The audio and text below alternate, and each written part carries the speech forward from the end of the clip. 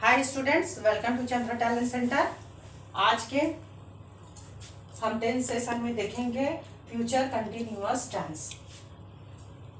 तो future continuous tense जैसा कि फ्यूचर टेंस जो कि होने वाला है उसको इंडिकेट करता है। तो कंटिन्यूअस यानी फ्यूचर में कभी वो कार्य हमारा जो है वर्क वो चलते रहेगा। तो इस तरह से हम इसको पहचानने की इसकी प्रक्रिया है। जैसे वाक्य के अंत में रहा होगा, रही होगी, रहे होंगे, रहा होऊंगा या रही होंगी, इस तरह के सेंस यदि वाक्य के अंत में आते हैं तो वो हमारा फ्यूचर कंटिन्यूअस टेंस में आएगा। तो अब जब हम पहचान लेते हैं कि हमारा जो वाक्य है फ्यूचर कंटिन्यूअस टेंस में है, फिर हम उसको अपने स्ट्रक्चर के अकॉर्डिंग मैनेज करते हैं। तो सबसे पहले आता है हमारा अफर्मेटिव सेंटेंस। तो अफर्मेटिव सेंटेंस में क्या करेंगे, हम सबसे पहले सब्जेक्ट रखेंगे, फिर हमारा हेल्पिंग वर्ब जो शैल या विल है, सब्जेक्ट को देख के वो हेल्पिंग वर्ब रखेंगे। फिर इसमें हमारा बी जुड़ जाएगा जो कि अन्य हमारा हेल्पिंग वर्ब है, यानी इसमें दो हेल्पिंग वर्ब लगेंगे। फिर उसके बाद वर्ब का आईएनजी फॉर्म रहेगा और फिर अंत में हमारा ऑब्जेक्ट रहेगा।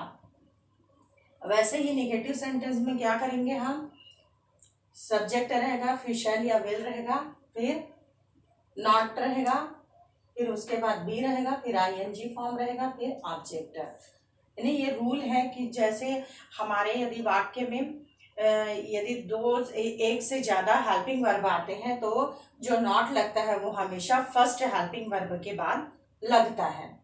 अगला हमारा सेंटेंस है इंट्रोगेटिव। इंट्रोगेटिव में क्या करेंगे, जो हमारा फर्स्ट हेल्पिंग वर्ब रहेगा उसी को स्टार्टिंग में रख देंगे। तो शैल या विल स्टार्टिंग में आ जाएगा, आफ्टर द सब्जेक्ट रहेगा, फिर उसके बाद भी हमारा जो हेल्पिंग वर्ब है वो लगेगा, फिर वर्ब का आईएनजी फॉर्म लगेगा, फिर आफ्टर दैट ऑब्जेक्ट। फिर इसमें क्योंकि ये इंट्रोगेटिव सेंटेंस है इसलिए लास्ट में क्वेश्चन मार्क भी रहेगा।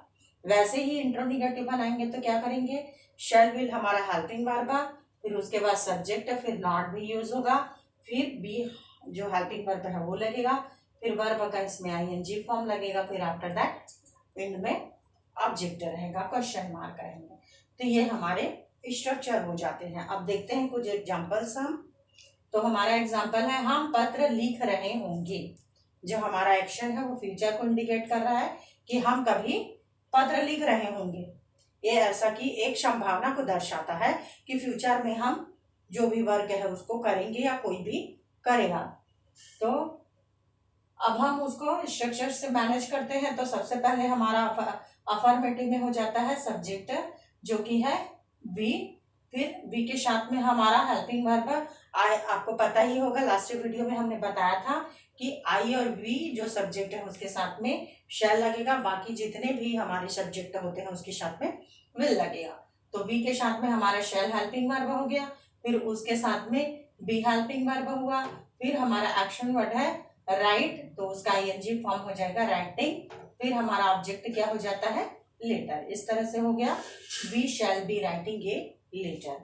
निगेटिव बनाने के लिए क्या करेंगे, जो हमारा हेल्पिंग वर्ब है फर्स्ट उसके बाद में नॉट यूज कर देंगे, तो ये हो जाएगा we shall not be writing a letter. Interrogative में हम शैल या विल को स्टार्टिंग में रख देते हैं, तो इस तरह से ये हमारा हो जाता है shall be be writing a letter.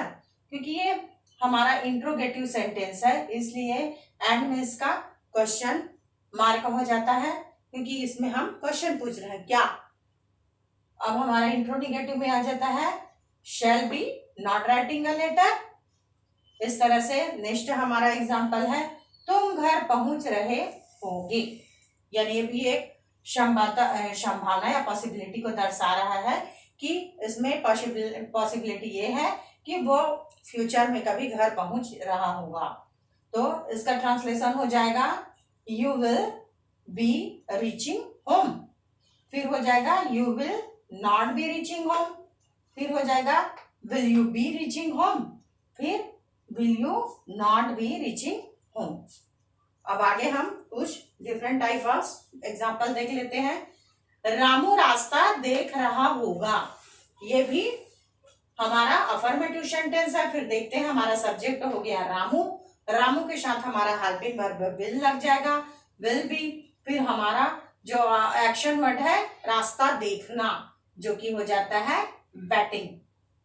इस तरह से रामू विल बी वेटिंग। अगला हमारा है क्या वह भोजन पका रही होगी। तो ये हमारा क्या हो जाता है इंट्रोगेटिव सेंटेंस।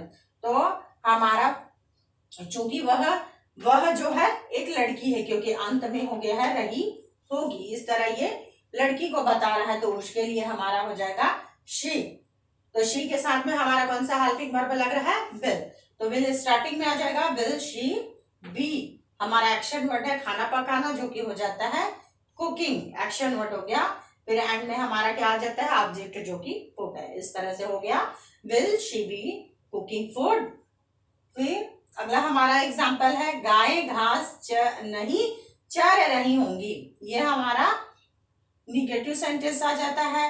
तो सब्जेक्ट हमारा हो गया काउस, हेल्पिंग वर्ब हो गया विल बी, और घास चरना को हम ग्रेज बोलते हैं, तो आईएनजी फॉर्म में ग्रेजिंग। और क्या चल रही है वो ग्रास चल रही है। तो इस तरह से हो गया cows will be grazing grass. Next है हमारा क्या औरतें गाना गा रही होंगी। ये भी पॉसिबिलिटी को दर्शा रहा है। अब देखिए इसका हो जाता है will woman be singing songs.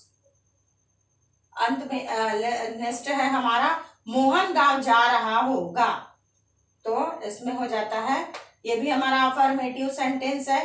तो सब्जेक्ट है हमारा मोहन, मोहन के साथ हेल्पिंग वर्ब विल बी आ जाएगा। फिर एक्शन वर्ड है गोइंग, कहाँ जा रहा है वो विलेज। इस तरह से हो जाता है Mohan will be going to village. Next हमारा एग्जाम्पल है परीक्षा शुरू नहीं हो रही होंगी।